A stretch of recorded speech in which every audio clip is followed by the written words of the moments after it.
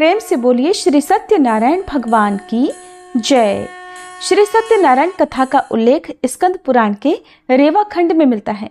श्री सत्यनारायण कथा में 5 अध्याय और 170 श्लोक संस्कृत भाषा में मिलते हैं। श्री सत्यनारायण भगवान की कथा में संकल्प को भूलना और प्रसाद का अपमान करना ये 2 प्रमुख विषय हैं। सत्यनारायण भगवान की कथा के 5 अध्यायों में बताया गया है कि सत्य का पालन न करने से कई प्रकार की समस्याएं आती हैं, इसलिए सदैव सत्य व्रत का पालन करना चाहिए। श्री सत्यनारायण भगवान की कथा भगवान श्री विष्णु के सत्यनारायण रूप की महिमा और कृपा का वर्णन करती है। इसका श्रवण और पाठ जीवन में सुख, समृद्धि, शांति और हर प्रकार की समस्याओं से मुक्ति की कामना के लिए किया जाता है। कथा के पीछे ऐसा विश्वास है कि सत्य की आराधना और भगवान की महिमा का गुणगान करने से भक्तों के सारे कष्ट दूर हो जाते हैं और उनके जीवन में सदैव सुख और समृद्धि बनी रहती है। प्रिय श्रोताओं, आज हम इसी विश्वास और श्रद्धा के साथ इस पवित्र कथा का आयोजन कर रहे हैं ताकि हम सब पर भगवान सत्यनारायण की कृपा बनी रहे और हम सभी के जीवन में सुख, शांति और समृद्धि का आगमन हो। अब हम सभी मिलकर भगवान की इस पावन कथा का श्रवण करते हैं और भगवान से प्रार्थना करते हैं कि वे हमारे सभी मनोरथों को पूर्ण करें। कथा से पहले हम सब भगवान सत्यनारायण का ध्यान करते हैं, जिनका स्वरूप शांति से पूर्ण है, जो शेषनाग पर शयन करते हैं और जिनकी नाभि में कमल है। वे देवताओं के ईश्वर हैं, जो समस्त संसार का आधार हैं, जो आकाश के समान असीमित हैं, जिनका रंग मेघ अर्थात बादलों के समान है और जिनका रूप शुभ है, जो श्री लक्ष्मी जी के पति हैं, जिनके नेत्र कमल के समान सुंदर हैं और जो योगियों के ध्यान में सदैव विराजमान रहते हैं। हम सब उन भगवान श्री विष्णु की वंदना करते हैं, जो संसार के सभी भयों का नाश करने वाले और समस्त लोकों के एकमात्र स्वामी हैं। प्रेम से बोलिए श्री सत्यनारायण भगवान की जय। श्री लक्ष्मी नारायण भगवान की जय। पौराणिक कथा के अनुसार एक समय नैमिषारण्य तीर्थ में शौनक आदि 88,000 ऋषियों ने श्री सूत जी से कहा, हे प्रभु, इस कलयुग में वेद विद्या रहित मनुष्यों को प्रभु भक्ति किस प्रकार मिलेगी और उनका उद्धार कैसे होगा? हे मुनिश्रेष्ठ, कोई ऐसा तप कहिए जिससे थोड़े समय में पुण्य प्राप्त होवे और मनोवांछित फल मिले। ऐसी कथा को सुनने की हमारी इच्छा है। सर्वशास्त्र ज्ञाता श्री सूत जी बोले, हे वैष्णवों में पूज्य, आप सबने प्राणियों के हित की बात पूछी है।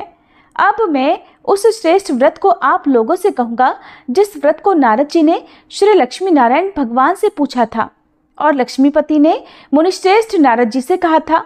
सो ध्यान पूर्वक सुनो। एक समय योगीराज नारद जी दूसरों के हित की इच्छा से अनेक लोकों में घूमते हुए मृत्यु लोक में आ पहुँचे।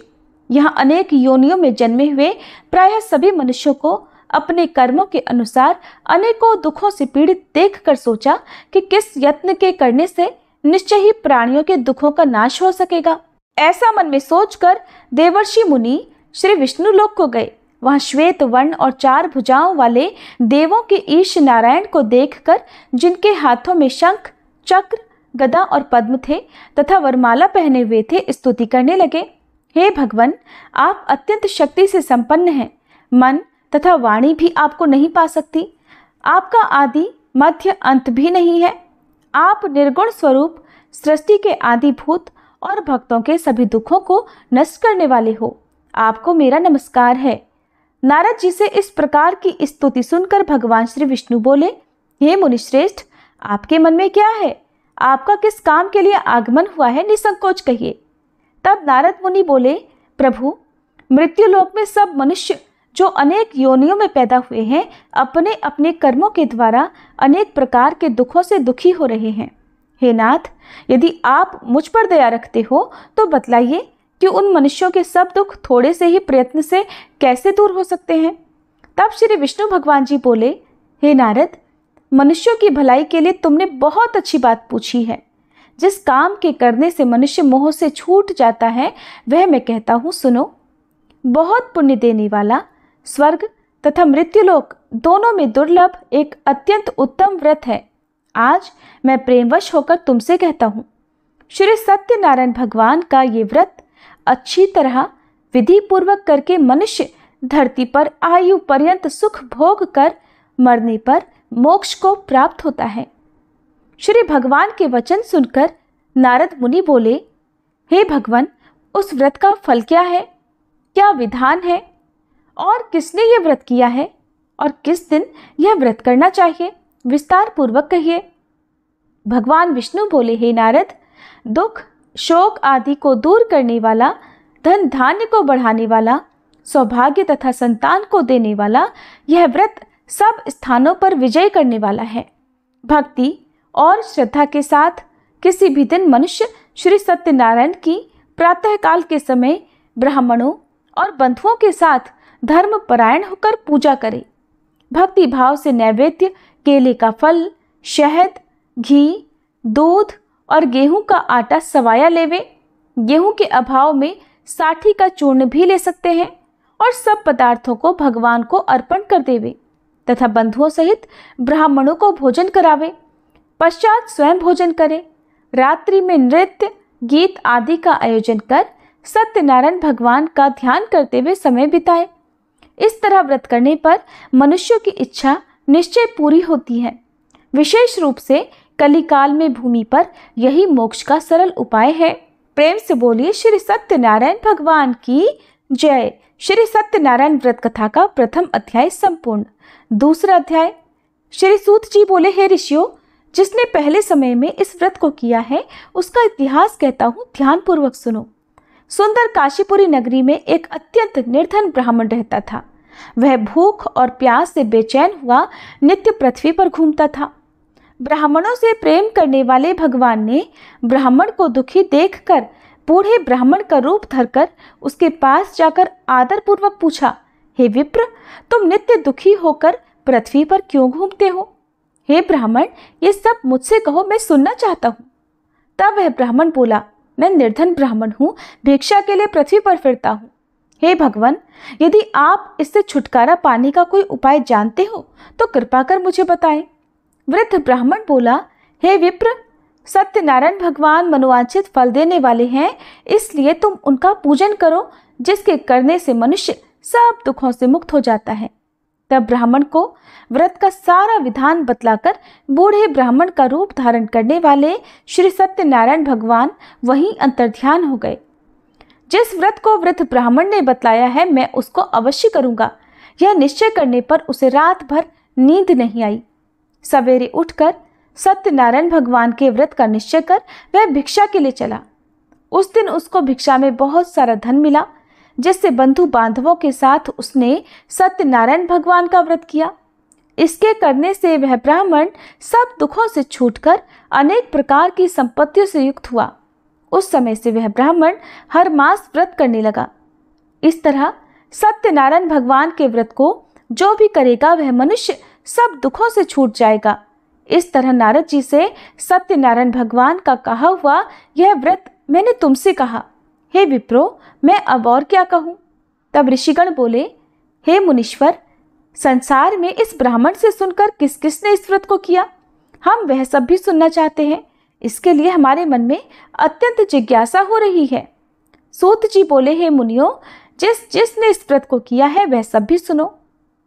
एक समय वह ब्राह्मण धन और ऐश्वर्य के अनुसार बंधु बांधवों के साथ व्रत करने को तैयार हुआ। उसी समय एक लकड़ी बेचने वाला बूढ़ा आदमी आया और बाहर लकड़ियों को रखकर ब्राह्मण के मकान में गया। प्यास से दुखी लकड़हारा उनको व्रत करते देखकर ब्राह्मण को नमस्कार करके कहने लगा, ये आप क्या कर रहे हैं? इसके करने से क्या फल मिलता है? कृपा करके मुझको बताइए। ब्राह्मण ने कहा, सब मनोरथों को पूर्ण करने वाला यह सत्यनारायण भगवान व्रत है। इसकी ही कृपा से मेरे यहाँ धन धान्य आदि की वृद्धि हुई है। ब्राह्मण से इस व्रत के बारे में जानकर लकड़हारा अत्यंत प्रसन्न हुआ। चरणामृत लेकर प्रसाद ग्रहण करने के बाद वह अपने घर को गया। अगले दिन लकड़हारे ने अपने मन में इस प्रकार का संकल्प लिया कि आज गांव में लकड़ी बेचने से जो धन मिलेगा उसी से सत्यनारायण भगवान का उत्तम व्रत करूंगा। ऐसा मन में निश्चय कर वह बूढ़ा आदमी लकड़ियां अपने सिर पर रखकर जिस नगर में धनवान लोग रहा करते थे ऐसे सुंदर नगर में गया। उस दिन वहां पर उसे उन लकड़ियों का दाम पहले से 4 गुना मिला। तब वह लकड़हारा दाम लेकर अति प्रसन्न होकर पके केले, शक्कर, घी, दूध, दही और गेहूं का चूर्ण इत्यादि सत्यनारायण भगवान के व्रत की कुल सामग्रियों को लेकर अपने घर गया। फिर उसने अपने परिवारजनों को बुलाकर विधि के साथ भगवान का पूजन और व्रत किया। उस व्रत के पुण्य प्रभाव से वह बूढ़ा लकड़हारा धन, पुत्र आदि से युक्त हुआ और संसार के समस्त सुख भोग कर अंत में वैकुंठ लोक को चला गया। श्री सत्यनारायण भगवान की जय। श्री सत्यनारायण व्रत कथा का दूसरा अध्याय संपूर्ण। तीसरा अध्याय। श्री सूत जी बोले, हे श्रेष्ठ मुनियों, अब आगे की कथा कहता हूँ, सुनो। पहले समय में उल्कामुख नाम का एक बुद्धिमान राजा रहा करता था। वह सत्यवक्ता और जितेंद्रिय था। प्रतिदिन देव स्थानों पर जाता और गरीबों को धन देकर उनके कष्ट दूर करता था। उसकी पत्नी कमल के समान मुख वाली और सती साध्वी थी। पुत्र प्राप्ति के लिए भद्रशिला नदी के तट पर उन दोनों ने सत्यनारायण भगवान का व्रत किया। उस समय वहां एक साधु नामक वैश्य आया। उसके पास व्यापार के लिए बहुत सारा धन था। वह नाव को किनारे पर ठहराकर राजा के पास आ गया और राजा को व्रत करते देखकर विनय के साथ पूछने लगा, हे राजन, भक्तियुक्त चित्त से ये आप क्या कर रहे हैं? मेरी सुनने की इच्छा है, सो आप मुझे ये बताइए। तब राजा बोला, हे वैश्य, अपने बांधवों के साथ पुत्र आदि की प्राप्ति के लिए यह महाशक्तिवान सत्यनारायण भगवान का व्रत और पूजन में कर रहा हूँ। राजा के वचन सुनकर साधु आदर से बोला, हे राजन, मुझसे भी इसका सब विधान कहो। मैं भी आपके कहे अनुसार इस व्रत को अवश्य करूंगा। मेरी भी कोई संतान नहीं है और मुझे विश्वास है कि इस व्रत के करने से निश्चय ही मुझे संतान प्राप्ति होगी। तब राजा से सब विधान सुनकर व्यापार से निवृत्त होकर वह आनंद के साथ अपने घर को गया। साधु ने अपनी स्त्री को संतान देने वाले इस व्रत को सुनाया और प्रण किया कि जब मेरे यहाँ संतान होगी तब मैं इस व्रत को करूंगा। साधु ने ऐसे वचन अपनी पत्नी लीलावती से कहे। एक दिन उसकी पत्नी पति के साथ आनंदित होकर सांसारिक धर्म में प्रवृत्त होकर श्री सत्यनारायण भगवान की कृपा से गर्भवती हो गई और 10वें महीने में उसके एक सुंदर कन्या का जन्म हुआ। वह कन्या दिनों दिन इस तरह बढ़ने लगी जैसे शुक्ल पक्ष का चंद्रमा बढ़ता है। कन्या का नाम कलावती रखा गया। तब लीलावती ने मीठे शब्दों में अपने पति से कहा कि स्वामी, जो आपने संकल्प लिया था कि मैं संतान होने पर सत्यनारायण भगवान का व्रत करूंगा, अब आप उसे करिए। साधु बोला, हे प्रिय, इसके विवाह पर करूंगा। इस प्रकार अपनी पत्नी को आश्वासन देकर वह नगर को चला गया। अब कलावती अपने पिता के घर में रहकर बड़ी हो रही थी। एक दिन साधु ने जब नगर में सखियों के साथ अपनी पुत्री को देखा तो तुरंत दूत को बुलाकर कहा कि पुत्री के लिए कोई सुयोग्य वर देख कर लाओ। साधु की आज्ञा पाकर दूत कंचन नगर पहुंचा और वहां पर बहुत खोज कर, बहुत देखभाल कर कन्या के लिए सुयोग्य वणिक पुत्र को ले आया। उस सुयोग्य युवक को देखकर साधु ने अपने बंधु बांधवों सहित प्रसन्नचित होकर अपनी पुत्री का विवाह उसके साथ कर दिया, किंतु दुर्भाग्य से विवाह के समय भी वह उस व्रत को करना भूल गया। तब श्री सत्यनारायण भगवान क्रोधित हो गए और साधु को श्राप दे दिया कि तुम्हें दारुण दुख प्राप्त होगा। अपने कार्य में कुशल साधु वैश्य अपने जामाता सहित समुद्र के समीप स्थित रत्नपुर नगर में गया और वहां दोनों ससुर जमाई चंद्रकेतु राजा के उस नगर में व्यापार करने लगे। एक दिन भगवान सत्यनारायण की माया से प्रेरित कोई चोर राजा का धन चुराकर भागा जा रहा था, किंतु राजा के दूतों को आता देखकर चोर घबराकर भागते हुए धन को वहीं चुपचाप छोड़कर चले गए जहां वे ससुर और जमाई ठहरे हुए थे। जब दूतों ने उन साधु वैश्य के पास राजा के धन को रखा हुआ देखा तो वे उन्हीं को चोर समझकर दोनों को बांध कर ले गए और राजा के पास जाकर बोले, हे राजन, ये 2 चोर हम पकड़ कर लाए हैं, देखकर आज्ञा दीजिए। तब राजा की आज्ञा से उनको कठोर कारावास में डलवा दिया गया और उनका सब धन भी छीन लिया गया। सत्यनारायण भगवान के श्राप के कारण साधु वैश्य की पत्नी और पुत्री भी इधर घर में बहुत दुखी रहने लगी। उनके घर पर जो भी धन रखा था चोर चुरा कर ले गए। शारीरिक और मानसिक पीड़ा तथा भूख प्यास से अति दुखी होकर और अन्न की चिंता में कलावती एक दिन एक ब्राह्मण के घर गई। वहां उसने सत्यनारायण भगवान का व्रत होते देखा, फिर कथा सुनी और प्रसाद ग्रहण करके रात होने पर वह घर आई। तब उसकी माता ने कलावती से पूछा, हे पुत्री, तू अब तक कहाँ रही और तेरे मन में क्या है? कलावती कहने लगी, माते, मैंने एक ब्राह्मण के घर पर श्री सत्यनारायण भगवान का व्रत होते देखा है। कन्या के ऐसे वचन सुनकर लीलावती भगवान के पूजन की तैयारी करने लगी। लीलावती ने परिवार और बंधुओं सहित श्री सत्यनारायण भगवान का पूजन किया और वर मांगा कि मेरे पति और दामाद शीघ्र घर आ जाएं। साथ ही प्रार्थना की कि हम सबका अपराध क्षमा करो। सत्यनारायण भगवान इस व्रत से संतुष्ट हो गए और राजा चंद्रकेतु को स्वप्न में दर्शन देकर कहा, हे राजन, तुमने जिन दोनों वैश्यों को बंदी बना रखा है वे निर्दोष हैं। उन्हें प्रातः ही छोड़ दो और उनका सब धन जो तुमने ले लिया है उसे वापस लौटा दो, नहीं तो मैं तेरा धन, राज्य, पुत्र आदि सब नष्ट कर दूंगा। राजा से ऐसे वचन कहकर भगवान अंतर्ध्यान हो गए। प्रातःकाल राजा चंद्रकेतु ने सभा में अपना स्वप्न सुनाया। फिर दोनों बड़े पुत्रों को कैद से मुक्त कर सभा में बुलाया। दोनों ने आते ही राजा को नमस्कार किया। राजा मीठे वचनों से बोला, हे महानुभावों, तुम्हें दैववश ऐसा कठिन दुख प्राप्त हुआ है, अब तुम्हें कोई भय नहीं। ऐसा कहकर राजा ने उनको नए नए वस्त्र आभूषण पहनाए और उनका जितना धन लिया था उससे दोगुना धन देकर आदर सहित विदा कर दिया। तब वे दोनों वैश्य अपने घर को चल दिए।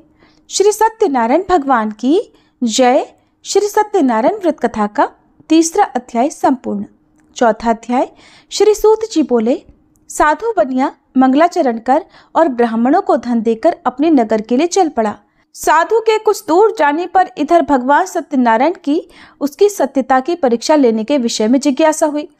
तब वे एक दंडी का वेश बनाकर उस बनिए के सामने गए और पूछा, साधो, तुम्हारी नाव में क्या भरा है? तब धन के मद में चूर दोनों महाजनों ने अवहेलना पूर्वक हंसते हुए कहा, दंडी सन्यासी, क्यों पूछ रहे हो? क्या कुछ मुद्रा लेने की इच्छा है? हमारी नाव में तो लता और पत्ते आदि भरे हैं। उनकी ऐसी निष्ठुर वाणी सुनकर दंडी वेशधारी भगवान बोले, तुम्हारी बात सच हो जाए।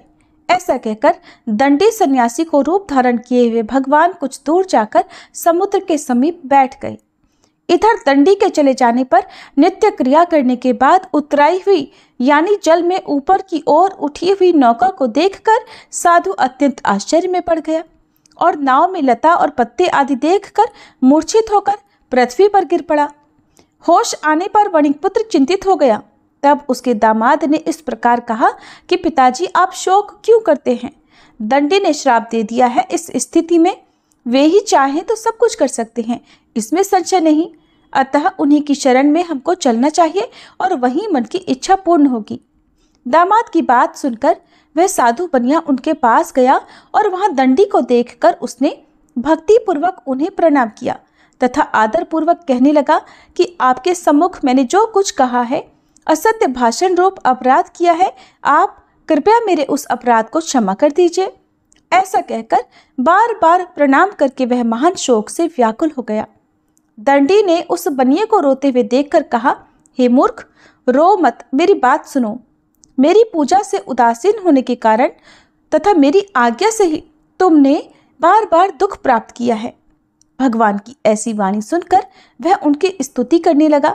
साधु ने कहा, हे प्रभु, ये आश्चर्य की बात है कि आपकी माया से मोहित होने के कारण ब्रह्मादि देवता भी आपके गुणों और रूपों को यथावत रूप से नहीं जान पाते। फिर मैं मूर्ख आपकी माया से मोहित होने के कारण भला कैसे जान सकता हूँ?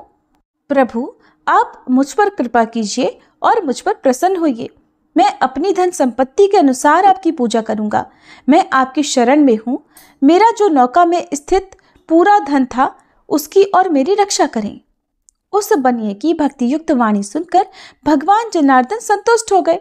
भगवान जनार्दन उसे अभीष्ट वर प्रदान कर वहीं अंतर्ध्यान हो गए। इसके बाद वह साधु अपनी नौका में चढ़ा और उसे धन धान्य से भरी हुई देखकर भगवान सत्यदेव की कृपा से हमारा मनोरथ सफल हो गया। ऐसा कहकर स्वजनों के साथ उसने भगवान की विधिवत पूजा की। भगवान श्री सत्यनारायण की कृपा से वह आनंद से परिपूर्ण हो गया और नाव को प्रयत्न पूर्वक संभाल कर उसने अपने देश के लिए प्रस्थान किया। साधु बनिए ने अपने दामाद से कहा, वह देखो, मेरी रत्नपुरी नगरी दिखाई दे रही है। इसके बाद उसने अपने धन के रक्षक दूत को अपने आने का समाचार देने के लिए अपनी नगरी में भेजा। उसके बाद उस दूत ने नगर में जाकर साधु की पत्नी को हाथ जोड़कर प्रणाम किया और उसके लिए अभीष्ट बात की।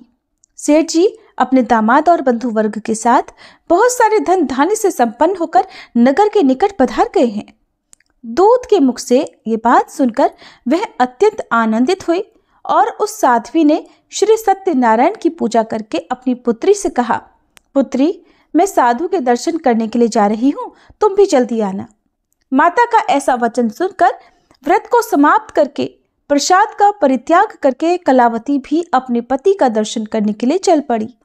इससे भगवान सत्यनारायण रुष्ट हो गए और उन्होंने उसके पति को तथा नौका को धन के साथ हरण करके जल में डुबो दिया। इसके बाद कलावती कन्या अपने पति को न देखकर महान शोक से रुदन करती हुए पृथ्वी पर गिर पड़ी।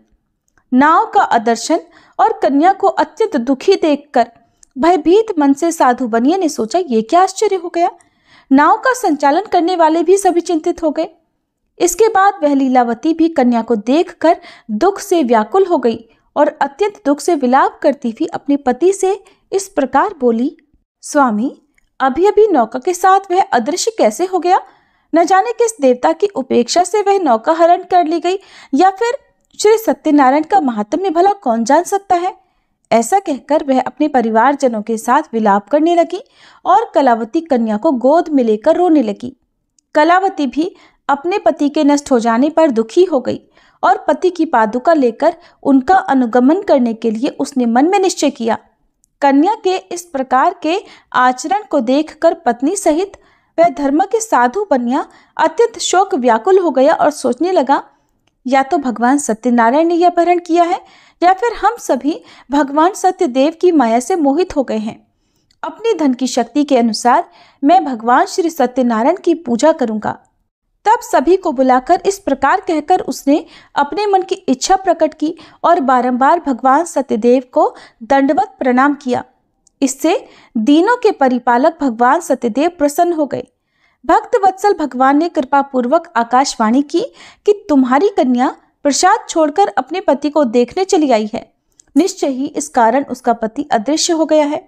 यदि घर जाकर यह प्रसाद ग्रहण करके वापस आए तो हे साधु बनिया, तुम्हारी पुत्री पति को प्राप्त करेगी, इसमें संशय नहीं।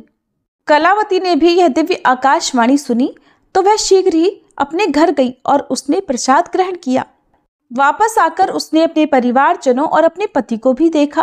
तब कलावती कन्या ने अपने पिता से कहा कि पिताजी, अब तो घर चलिए, देरी क्यों कर रहे हैं। कन्या की बात सुनकर वणिक पुत्र संतुष्ट हो गया और विधि विधान से भगवान सत्यनारायण का पूजन करके धन तथा बंधु बांधवों के साथ अपने घर को गया।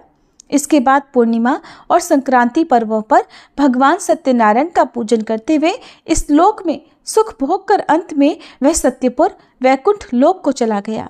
प्रेम से बोलिए श्री सत्यनारायण भगवान की जय। श्री सत्यनारायण भगवान व्रत कथा का चौथा अध्याय संपूर्ण। पांचवा अध्याय। श्री सूत जी बोले, श्रेष्ठ मुनियों, अब इसके बाद मैं दूसरी कथा कहूँगा, आप लोग ध्यान पूर्वक सुनिए।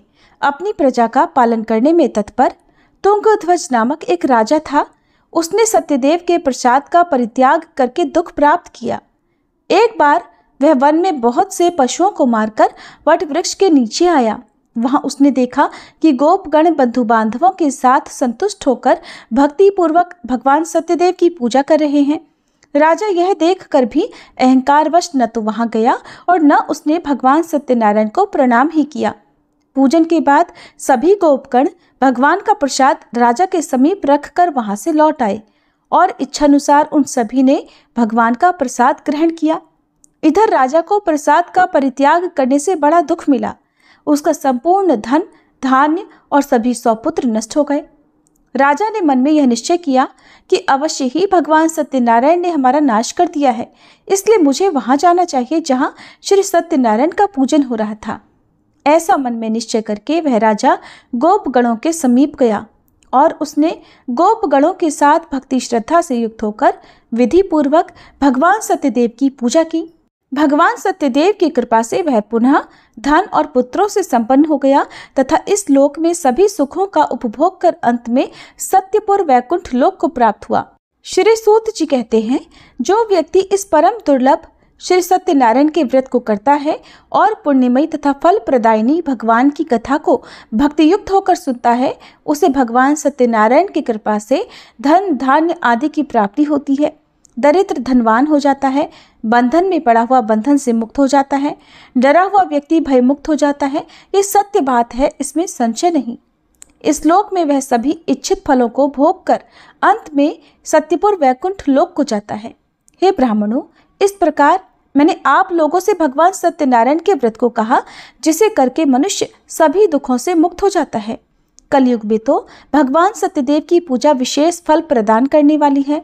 भगवान विष्णु को ही कुछ लोग काल, कुछ लोग सत्य, कोई ईश और कोई सत्यदेव तथा दूसरे लोग सत्यनारायण नाम से कहेंगे। अनेक रूप धारण करके भगवान सत्यनारायण सभी का मनोरथ सिद्ध करते हैं। कलयुग में सनातन भगवान विष्णु ही सत्यव्रत रूप धारण करके सभी का मनोरथ पूर्ण करने वाले होंगे। हे श्रेष्ठ मुनियों, जो व्यक्ति नित्य भगवान सत्यनारायण की इस व्रत कथा को पढ़ता है, सुनता है, भगवान सत्यनारायण की कृपा से उसके सभी पाप नष्ट हो जाते हैं। हे मुनीश्वरों, पूर्व काल में जिन लोगों ने भगवान सत्यनारायण का व्रत किया था, उसके अगले जन्म का वृतांत कहता हूँ, आप लोग सुनिए। महान प्रजा संपन्न शतानंद नाम के ब्राह्मण सत्यनारायण व्रत करने के प्रभाव से दूसरे जन्म में सुदामा नामक ब्राह्मण हुए और उस जन्म में भगवान श्री कृष्ण का ध्यान करके उन्होंने मोक्ष प्राप्त किया। लकड़हारा भील गुहों का राजा हुआ और अगले जन्म में उसने भगवान श्री राम की सेवा करके मोक्ष प्राप्त किया। महाराज उल्कामुख दूसरे जन्म में राजा दशरथ हुए, जिन्होंने श्री रंगनाथ जी की पूजा करके अंत में वैकुंठ प्राप्त किया। इस प्रकार धार्मिक और सत्यव्रती साधु पिछले जन्म के सत्यव्रत के प्रभाव से अपने दूसरे जन्म में मोरध्वज नामक राजा हुआ। उसने आरे से चीरकर अपने पुत्र की आधी देह भगवान विष्णु को अर्पित कर मोक्ष प्राप्त किया। महाराज तुंगध्वज जन्मांतर में स्वयंभू मनु हुए और भगवत संबंधी संपूर्ण कार्यों का अनुष्ठान करके वैकुंठ लोक को प्राप्त हुए। जो गोपगण थे वे सब जन्मांतर में ब्रजमंडल में निवास करने वाले गोप हुए और सभी राक्षसों का संहार करके उन्होंने भी भगवान का शाश्वत धाम गोलोक प्राप्त किया। प्रेम से बोलिए श्री सत्यनारायण भगवान की जय, श्री लक्ष्मी नारायण भगवान की जय। श्री सत्यनारायण भगवान कथा का 5वां अध्याय संपूर्ण और इसी के साथ कथा समाप्त हुई।